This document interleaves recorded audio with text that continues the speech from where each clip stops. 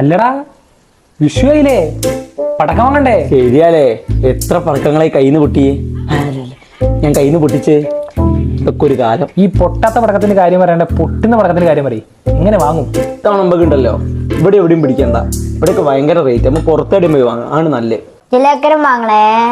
എന്ത് ജലചക്രോ? നിലച്ചക്രമാണോ ഉദ്ദേശിച്ചത്? അങ്ങനെയും പറയൂ. അങ്ങനെ പറയൂ. ഇത്തവണ ഇടുന്ന പടക്കം എടുക്കുക, നമുക്ക് തെങ്കാശിക്കപ്പുറം ശിവകാശിന്ന് വാങ്ങാം. ശിവകാശിയോ? എടാ ഞാൻ എത്ര രൂപയ്ക്കാ പടക്കം വാങ്ങാൻ പോകുന്നത്? ഒരു 100-200 ശിവകാശി വരെ പോയിട്ട് 100-200 രൂപയ്ക്കല്ലേ? 2 വീട്ടിൽ കമ്പിത്തിരിട്ട് നോക്കാ പൈസക്ക്. ആ ശിവകാശി എനിക്കറിയാം, അത് നമ്മളെ ദളപതിന്റെ സിനിമയല്ലേ?